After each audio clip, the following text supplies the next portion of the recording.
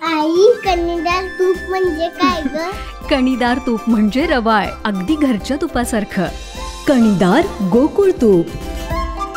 हा धुरळा युट्यूब चॅनलमध्ये मी गुरु बाळमाळे आपल्या सर्वांचं मनापासून स्वागत करतोय. उद्या सगळ्या महाराष्ट्राचं लक्ष मुंबईकडे आहे. तुम्ही म्हणाल का? दोन भाऊ एकत्र येतात, 20 वर्षानंतर एका व्यासपीठावर येतात. जे शिवसेना ठाकरे गट आणि मनसे जे राज ठाकरे हे दोन्ही पक्ष एका व्यासपीठावर येतात. दोन भाऊ उद्धव ठाकरे, राज ठाकरे एका व्यासपीठावर येतात. त्यामुळे संपूर्ण महाराष्ट्राचं लक्ष उद्याच्या मोर्चाकडे आहे. महायुती सरकारनं प्राथमिक शिक्षणात त्रिभाषा सक्तीचा निर्णय घेतला.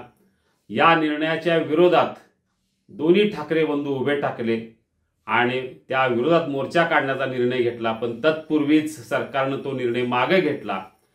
पण आता मागे घेतल्यानंतर ही विजयी मिरवणूक, विजयी मोर्चा 5 जुलैला होणार आहे आणि त्या निमित्तानं दोन्ही भाऊ हे एकत्र येणार.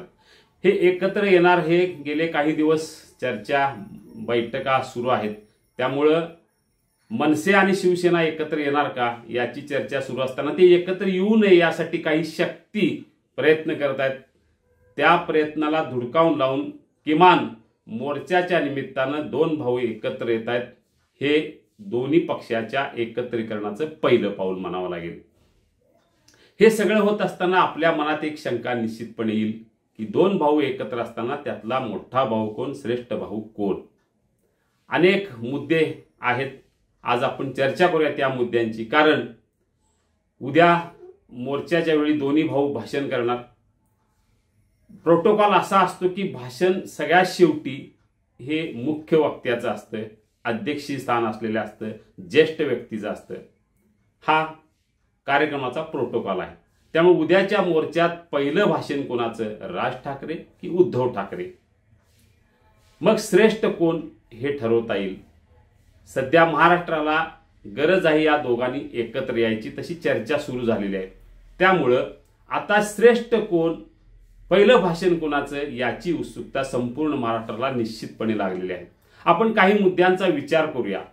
त्यामध्ये मग श्रेष्ठ कोण असेल हे आपणच ठरवूया. त्यातला पहिला मुद्दा आहे वयाचा. खरं तर उद्धव ठाकरे यांचं वय आज आहे 64 आणि राज ठाकरे यांचं वय आहे 59. म्हणजे वयाचा विचार केला तर उद्धव ठाकरे हे श्रेष्ठ आहेत. दुसरा मुद्दा पक्षाचा. पहिल्यांदा स्थापना झाली ती शिवसेनेची, बाळासाहेब ठाकरेंनी स्थापना केली, तेव्हा दोघेही एकत्र होते. त्यानंतर राज ठाकरे म्हणजे किमान 60 वर्षे झाली शिवसेनेची स्थापना होऊन आणि राज ठाकरेंच्या पक्षाची स्थापना झाली अलीकडे म्हणजे 20 वर्षे. त्यामुळे पक्षाच्या स्थापनेचा मुद्दा विचारात घेतला तर शिवसेना ठाकरे गट हाच जुना पक्ष म्हणावा लागेल. त्यामुळे तो श्रेष्ठ ठरेल. तिसरा आपण विचार करूया आमदार आणि खासदारांचं. शिवसेना फुटीच्या आधी सेनेकडे तब्बल 56 आमदार होते. खासदारांची संख्याही मोठी होती. पण त्या मानानं मनसेकडे एकही खासदार नव्हता, एक आमदार होता फक्त. शिवसेना फुटली तरीही शिवसेनेकडे ठाकरे गटाकडे तब्बल 20 आमदार आहेत. खासदारांची संख्या ही 8 ते 9, 10 पर्यंत आहे. त्यामुळे तिथेही संख्या चांगली आहे. या उलट मनसेचा ना एक आमदार आहे ना एक खासदार. त्यामुळे श्रेष्ठ कोण आपणच ठरवा. तिसरा मुद्दा आहे सभासदांची संख्या. शिवसेनेच्या सभासदांची संख्या ही मनसेपेक्षा जास्त आहे. त्यामुळं यामध्ये सभासदांचा विचार करता, कार्यकर्त्यांचा विचार करता शिवसेना हीच आज मनसेपेक्षा जास्त ताकदीची म्हणावी लागेल.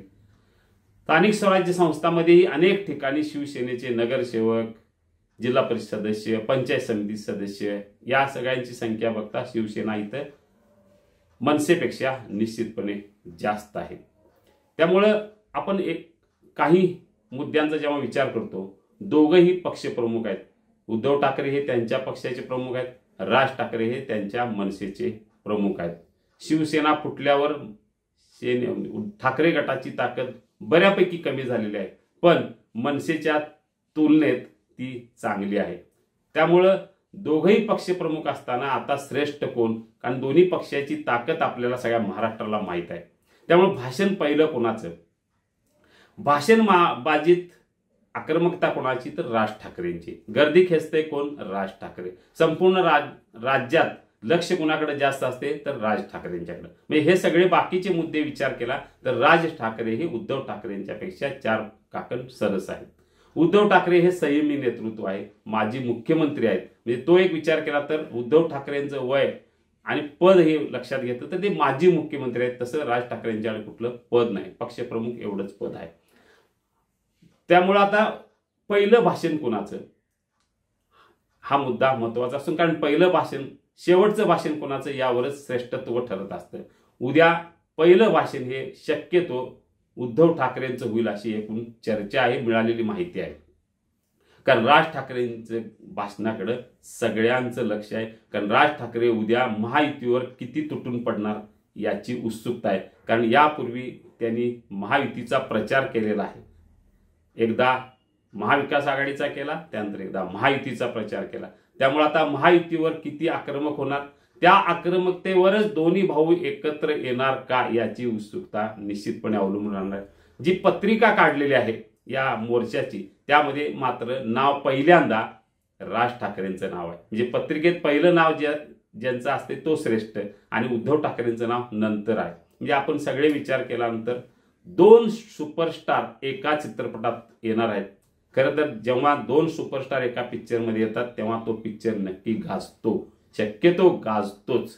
त्यामुळं ही युती होणार की विलनीकरण होणार याची उत्सुकता निश्चितपणे महाराष्ट्राला आहे.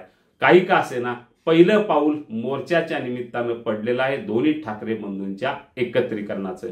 या पुढच्या आगामी महापालिका निवडणूक महत्वाची आहे, जिल्हा परिषदेच्या निवडणुका महत्वाच्या आहेत. सगळ्यात महत्वाचं आहे मुंबई महानगरपालिका. त्यामुळे या मुंबई महापालिका कोणत्याही परिस्थितीत ताब्यात घेण्यासाठी शिवसेना ठाकरे गट प्रयत्न करणार. त्यासाठी ताकद किती राज ठाकरेंची मिळणार, जागा वाटपाचं काय होणार या सगळ्याची उत्सुकता निश्चितपणे आहे. आज आपल्याला फक्त उत्सुकता आहे ती उद्याच्या मोर्चाची. उद्याचा मोर्चाचा केंद्रबिंदू नक्की कोण, राज ठाकरे की उद्धव ठाकरे, पहिलं भाषण कोणाचं गाजणार, महाराष्ट्राचं लक्ष कोणावर जास्त केंद्रित असणार, या सगळ्या प्रश्नांची उत्तरं आपल्याला उद्या निश्चितपणे मिळणार आहेत.